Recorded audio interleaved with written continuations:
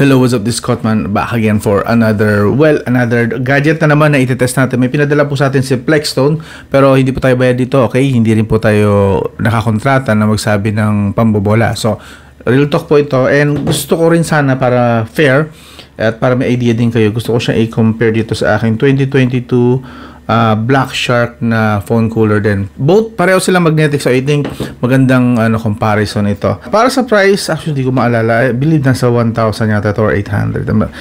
Gumali ako, ito na lang. Ito. Lalagay ko na lang dito yung price niya. Yan po yung price niya. And kung maging interesado kayo, at ako actually kung maging interesado rin ako, i-recommend ko sa inyo. Pero kung hindi, well, hindi.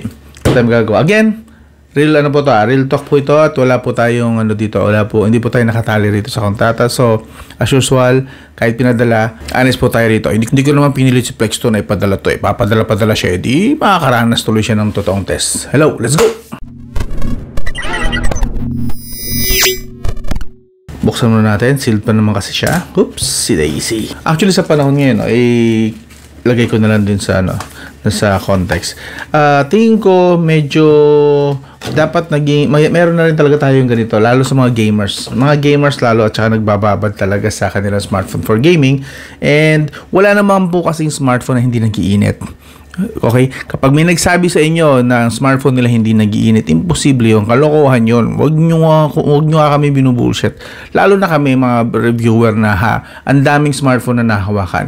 Wala pong smartphone na hindi nag-iinit kapag nag-games. Okay? Pero may mga smartphone na hindi agad-agad nag-overheat. Okay? Iba po siyempre yung init at overheat. Yung heat at overheat, magkaiba po yun magkaibang sitwasyon. So, kapag nag-game ka, normal, umiinit, start ng warm, then, okay pala to, no? Start ng warm, and then kapag medyo hirap yung smartphone or sobrang heavy nung game, is aakyat siya ng from 38, 39, 40 degrees Celsius. And then, pag pumatak na ng 43 degrees Celsius, doon na po magi-start ng overheating. Okay? So, 43 degrees Celsius, 44, 45 overheating na po yung considered. So, yun na iti-test natin. So, ito na, unbox na natin. So, na-distract ako. Pero ang cute pala ng kanyang box, So, I believe ito yung taas. And, ayun. Tingnan natin kung ano yung mga kasama sa box pag binili nyo. Mahabang wire at makapal yung wire. Hindi po pipitsugin yung wire na kasama, yung cable na kasama, hindi po pipitsugin. Ito ay mukhang solid talaga siya na cable wire at mahaba-haba. Tingnan natin kung kahaba. Curious naman ako.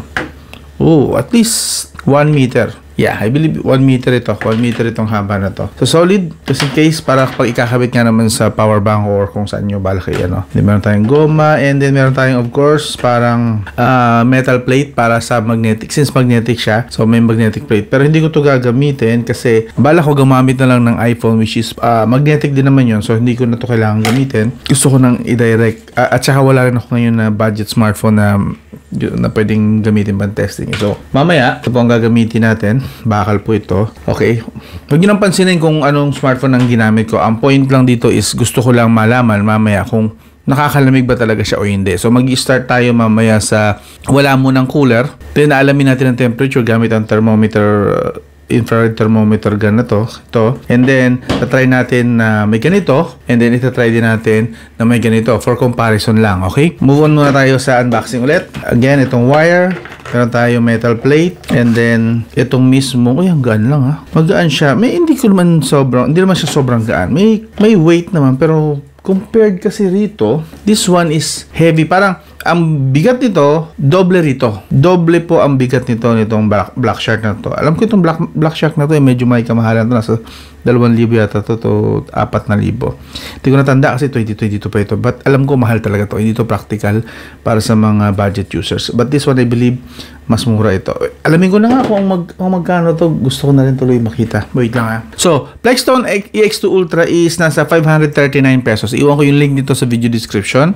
Alright. So, di hamak talaga pala siya na mas mura, compared dito sa Black Shark na magnetic cooling. While this Black Shark magnetic cooler is nasa 1.5. So, times 3 ng price nito ang Black Shark cooler. Ang tanong, kaya ba nitong talunin ang Tigo 1.5, ang premium na phone cooler ng Black Shark. Kaya kayang talunin itong Plexstone EX2 Ultra. Oh, curious. Actually, curious ako. Legit talaga. So, ito po yung mga kasama niya sa box. Just in case for expectation, meron tayong metal backplate na para dumikit yung magnetic nito and cable, hindi yung mismong unit. Okay? Now, let's start with the testing. So, first of all, wala munang magnetic cooler tayong ilalagay rito. As is muna, para makita lang natin yung temperature, and then lalaroin natin dito is itong Farlight, and nakaset na po siya actually sa Extreme and HD. Okay? So, Extreme HD, let's go. Try na natin. Okay, we'll start sa temperature na 38 degrees Celsius. Okay, 38 degrees Celsius. Ang starting point natin, okay? So, let's go.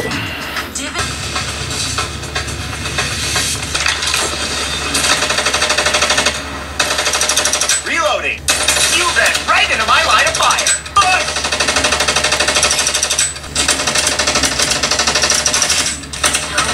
Direct hit. You should have ducked. Full speed ahead. The battle is lost. I shall take my leave. Open fire! A new Reaper has arrived. Enemy killed. So, yun. Currently, nasa 42 degrees Celsius tayo. Okay. 43. Yeah, 43 to be exact. So, 43 degrees Celsius. Leave muna tayo, ha? Kung papansin nyo, wala pa tayo yatang 10 minutes nag-overheat na agad si iPhone. So, by the way, this is iPhone 14 Pro, no? Hindi talaga to design for gaming. The iPhone 14 Pro Max, I believe, yung design talaga for gaming. But the iPhone 14 Pro, no, not really. So, try na muna natin kung gagana. Ayun, gumana na agad siya. So, kinala natin dito sa power bank. So, try natin again. Double check the temperature. 43 degrees Celsius. Yun na. Game. Lagyan natin ng oras dito sa gilid para monitor natin gaano katal yung kung gaano siya kabilis na nakakalamig ng smartphone. From 43, meron tayong 30 seconds. Okay, 1 degrees Celsius. Not bad. Checkin natin every minute kung mabilis nga siya makakalamig. Reloading ammo. Someone's attacking duck side. Open fire. Eat it. I'm down. Help. Okay, down. 2 minutes. Uy, bumaba tayo ng 2 degrees na. So, 1 degree per minute ang naibababa niya. 3 minutes. Oh, nice improvement. 40 na.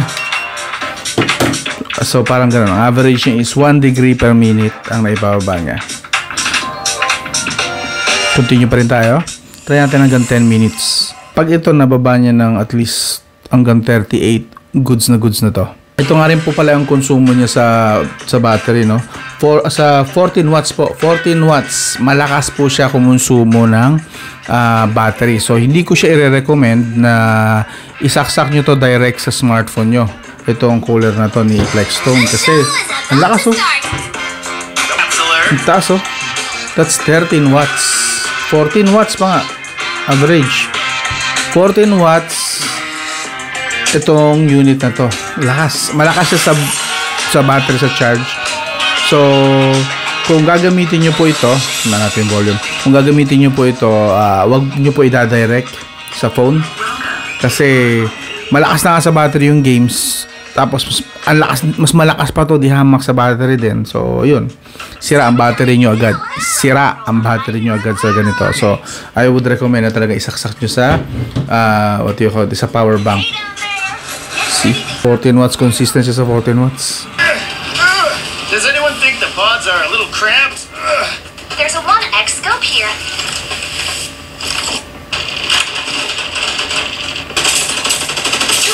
Reloading. Patience, please. Wrecked hit!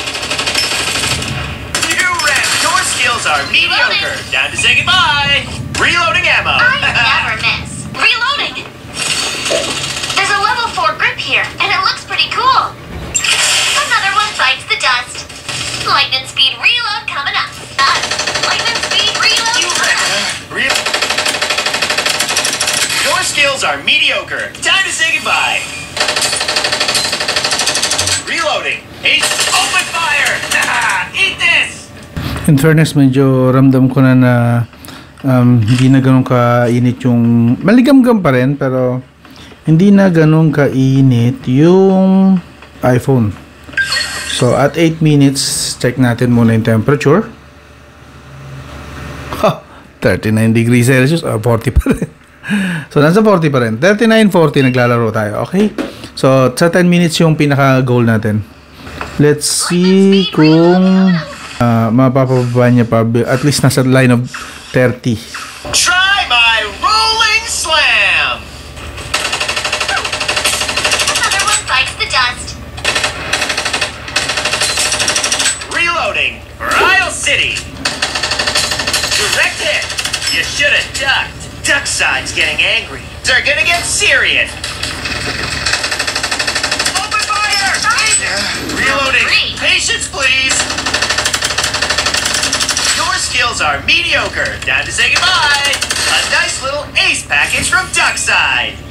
So yan, nasa 10-minute mark na tayo. Wait lang, tatago ko lang yung character ko para maka-continuous lang tayo ng laro. Sayang, naka-3 kills na rin naman tayo. Yan, wait. 10-minute mark, final na temperature.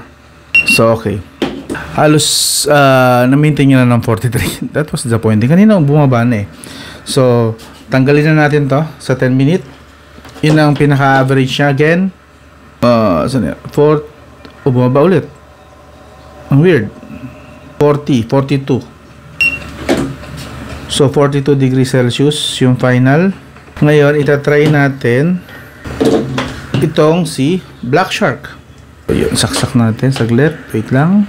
Under na ba? Okay, it's working. Let's do this. Again, nag-start tayo sa 42. Yung 43. Actually, nag-start tayo sa 43. Okay? 43 degrees Celsius, even 44 pa nga yata. Go. Start. Let's start na. Time for an intermission. Open. I need to reload. So will retract in 30. Open fire! Eat this! Someone is attacking Duckside! I'm down! Sayang. The battle is lost. So, at 1 minute mark, 43 pa rin. Mahirap palamigin si iPhone, ha? Live na tayo, live. Medyo mahirap maglaro dito sa sa maliit na screen. Pasensya nyo yung laro ko, hindi talaga ako magaling eh. Sorry. In terms of magnet, mas malakas ang magnet nito ni Black Shark. Kapit talaga eh. Hindi kagaya nito ni na mas madaling mahugot.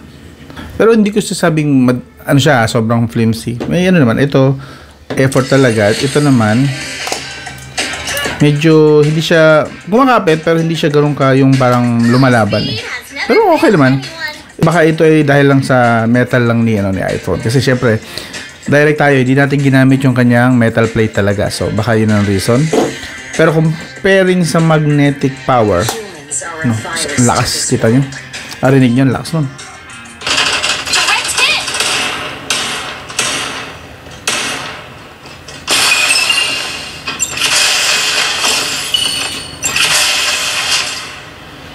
So yan, at 5-minute mark 43 pa rin. So hindi niya na nabababa. Mas okay pa si si Plexton. At least kanina napababa niya ng 40, 41. This one kahit hindi niya nababa eh. 44 pa nga. Ano nangyari sa iyo? Ang mahal mo pa man din. Talo ka ng Plexstone. Ammo running low. Reloading. Drones, heal them. Open fire! I gotcha! Ammo running low. Reloading. 7-minute mark. Still at 43. Wala. Hindi niya kayang palamigin si iPhone.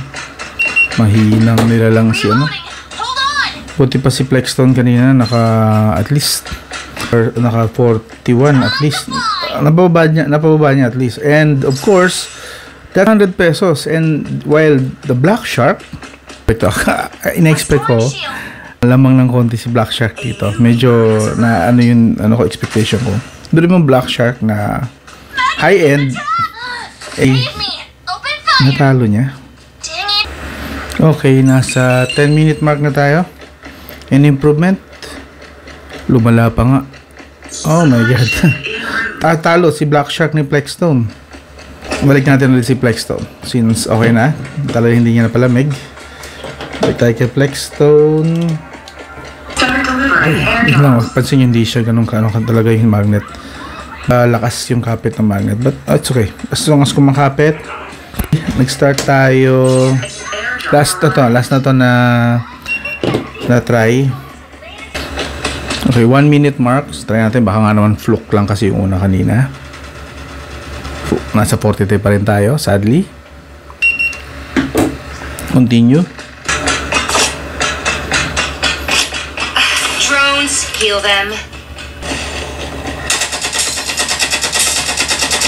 Reloading. Target hit! Nicely done. Safe zone will retract in 30 seconds. Rest in peace. Ooh.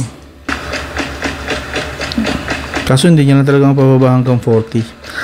Well, sakit talaga yata ito ng mga iPhone. Pag hindi max ang nakalagay. Pag walang max sa pangalan, hindi talaga pang gaming yung kanilang thermal management. So don't use, I would recommend don't use iPhones.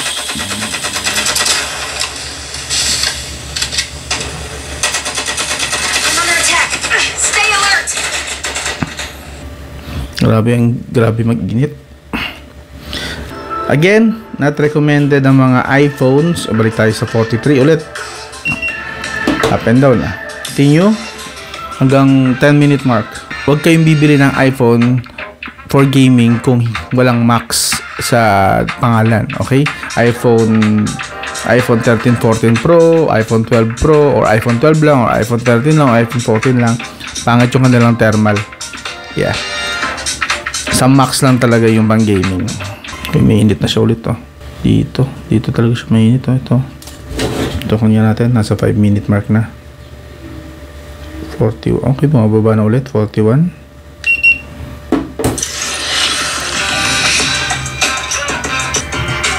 Consistent din siya sa 14 watts, oh. Yeah. Lakas. Ay, hindi natin na ipakita yung konsumo ni, mamaya, papakita ko pala sa inyo ang konsumo sa battery naman ni Black Shark. Of course, baka factor din sa inyo kasi yung ganong feature na baka malakas pala sa battery, mas malakas pala konsumo ng battery itong si Plexstone versus Black Shark. Mamaya papakita ko sa inyo. Tapusin lang natin itong 10-minute mark. You ran right into my... reloading. Patience, please. Let's roll. Woohoo! Let's roll. Prepare for a quack quake. Ambush. Try my rolling slam. I'm down. Hey, don't worry. So yun, 10-minute mark. 42, 41. Humans won't even spare Okay, a duck. 42. Nasa 42 talaga siya. 42 degrees. So this is much better compare kay Black Shark na 1.5, and this Plexstone ay nasa 500 pesos lang. Actually, may mali pa pala ako eh, oh. Hindi, may sticker pa pala siya. Hindi ko pa natatanggal. Holy shit! May sticker pa siya nalagay na yan. Ito, wala na kasi, oh. Nagtutubig na siya actually, oh. Yeah, definitely. May sticker pa yan, ha. Hindi ko napansin. Hindi ko pala natanggal ang kanyang sticker. Ito, lamig na, oh, actually.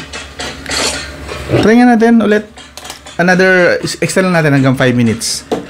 My bad, hindi ko napansin yung hindi ko napansin yung sticker. Extend natin hanggang 15 minutes, okay? Mabilis na to. Baka mas magandang performance pa ibigay niya. Ito kasi talaga wala na tong sticker, pansin nyo. Okay na yan. Direct na talaga yung radiator niyan. Pero wala eh. Hindi ganun kaganda yung kanyang cooling na ibinigay para sa isang 1.5. Again, this is an iPhone, ha?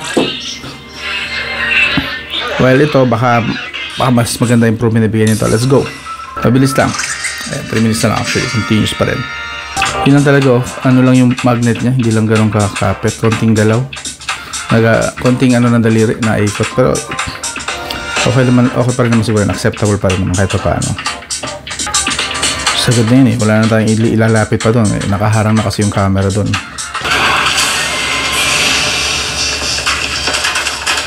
Duckside's getting angry. Things are gonna get serious. Hey, who dares attack such a cute ducky? I'm down. Help! Yun lang, patay agad. 42. Wala, ganun pa rin pala.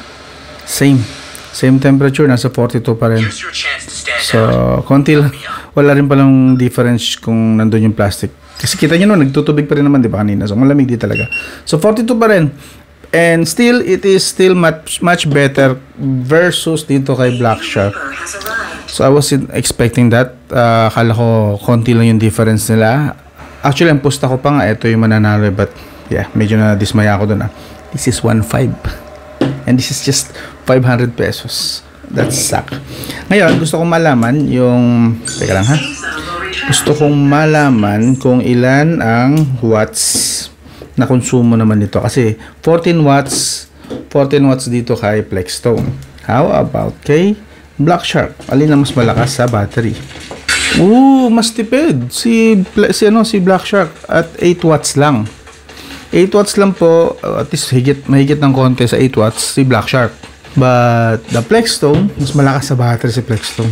Mas malakas yung ginamit nila sigurong fan dito. Kaya di ko talaga i-recommend. Ang kasi gawa ng ilaw. Yung pang difference niya rin, no? May on-off switch siya, si Plexstone. Si Black Shark, on the other hand, wala. Pag sinaksak mo, matik aandar na siya. But this one, meron siyang on-off switch. Pero sana yung sa ilaw, no? And yun nga, 14 watts talaga siya sa konsumo sa battery. While si Black Shark is 8 watts. So, tipid sa battery, this one. Kaso nga lang, doon tayo sa mas effective, diba? So, mas effective dito si Plexstone. Okay? So, again, okay, nanalo siya. Given. Hindi ko na-expect yun. Actually, I was expecting talaga na si Black Shark ang mananalo. Or konti lang yung difference. Or konti ang difference, pero lamang dapat si Black Shark. Yun ang expected ko eh. Pero hindi, lamang to si mas effective yung kanyang cooling capacity versus Black Shark. So, anyway, good job. Not to mention na 500 pesos lang versus 1.5. Napakalaki nga naman difference ito. Bibigyan ko to ng thumbs up. Okay? Si Plexstone. Okay Pwede. Anyway, kung interesado kayo rito, yung link sa video description. Again, this is a Plexstone EX2 Ultra. I believe meron din siyang pro version. Hindi naman sila halos na halayo, I believe. Pero kahit alin doon siguro, pwede nyo na. Iwan ko na lang yung link sa video description. Hindi ko na i-recommend to. Maybe this one. Ito na yung mas gamitin ko to. The EX2 Ultra. Nagtutubig talaga siya. Tubig talaga. Yeah, that one. Very good. Good job siya dyan. Anyway, kung nagustuhan nyo yung ganitong style lang, casual lang tayo na nagre-review, I hope consider nyo mag-subscribe, like, and share. Hanggang doon lang. This is Scottman. I'll talk to you again soon. This is again the Plexstone EX2 Ultra. Link, iwan ko sa video description o ipipin ko sa comment section. Sana iwan ko yun na isang like, boss. Sana lang. Please. Thank you. I'll talk to you again soon.